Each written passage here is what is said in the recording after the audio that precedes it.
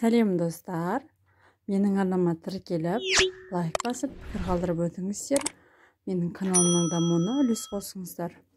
Бүгін өте жұмсақ болып шығатын, бар жоғы 30 минутта дайын болатын пирог дайындаймыз.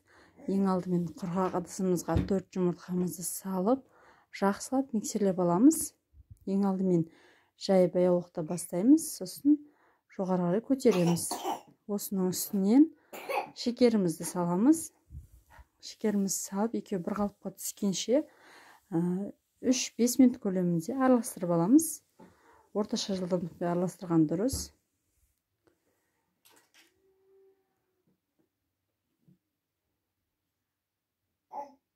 Мінекей, енді бір қалыпқа түскесін үстінен бір бокал сүтімізді құямыз. Сүттің қандай температурада болуы маңызды емес.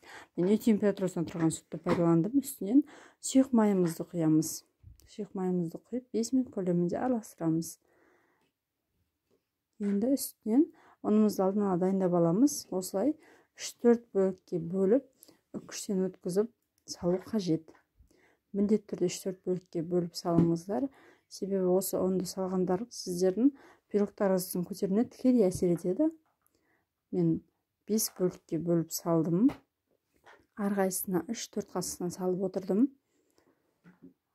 Толық рецепті төменде описанияға қалдырып өттім. Сол жерден қарай аласыздар. Енді разрыхлителімізді де үккіштен өткіземіз. Ұнымызды салып біттім. Енді осы дайын қоспамызды 2 ыдысқа бөліп қажет. 2 бірдей ыдысқа бөлеміз. Енді жарты бөлігін ыдысыма құйып алдым. Жарты бөлігімізге какао араластырамыз. Какаомызға 2 ас қасық какаомызға 3 қасық жылы су құйып жақсылап араластырып аламыз. Сосын сол қоспамызды 2 бөлікке бөлген бір қоспамызға қосамыз, ал бір қоспамыз сол күйінше қалады. Мінекей, араластырып аламыз. Какао толық араласқанша 5-8 минут көлемінде араластырасыздар. Мінекей, менікі дайын болып қалды. Осы уақыт аралығында пештеріңізді қыздырып қойыңыздар. 200 градуста 20-25 минутта піседі. Мінекей, осылай мен алдын ала табамды дайындап алдым. Ортасына стакан қойдым.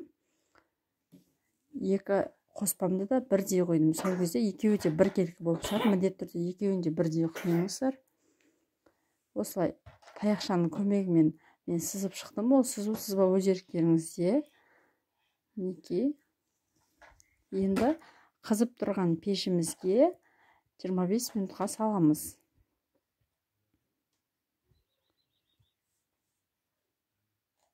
Мінекей, мен пирогым осындай өте дәмді болып шықты.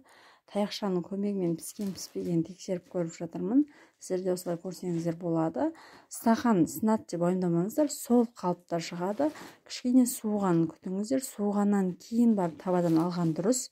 Суыған соң барып бөліңіздер. Өте жұмсақ, өте дәмді болып шықты. Міндетті түрде жасап көріңіздер. Менің арнама жазуды ұмытпаңыздар. Алдағы уақытта көптеген рецептермен бөлісетін боламын. Қолдауларыңызға рахмет.